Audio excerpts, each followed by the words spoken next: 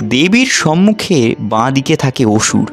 অসুর অর্থাৎ সুরবিরোধী। দৈবী শক্তির সঙ্গে আসুরিক শক্তির সংগ্রাম চিরকালের। এই সংগ্রাম যেমন বাইরে অনবরত চলছে, সেরূপ চলছে অন্তরেও, সাধকের সাধনার ক্ষেত্রে। সুতরাং অসুর আদপে মানুষের প্রবহমান জীবনের প্রতীক। দম্ভ, দর্প, অভিমান, ক্রোধ, নিষ্ঠুরতা ও অজ্ঞান এগুলি আসুরিক সম্পদ।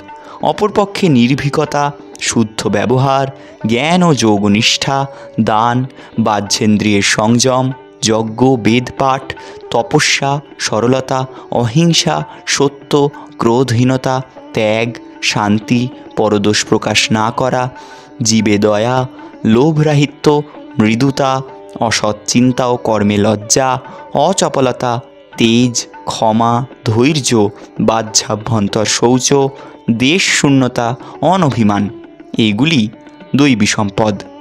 সকল প্রকার উন্নতি ও কল্যাণের পথে আসুরিক ভাব অন্তরায়, অগ্রগতির প্রতিবন্ধক। আসুরি ভাবগুলির প্রতিমূর্তি অসুর।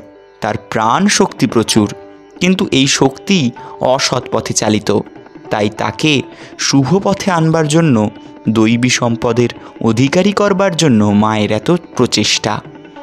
সাধকের পক্ষে অসুর আদতেই অবিদ্যা। বিদ্যারূপিণী মা অবিদ্যা বিনাশ করে মহামুক্তির পথ বিধান করেন।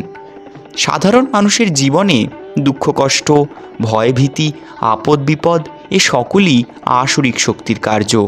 পরম করুণাময়ী মা নিরন্তর অসুরের বিনাশ করে সন্তানের কল্যাণের জন্য পথ সুগম করছেন।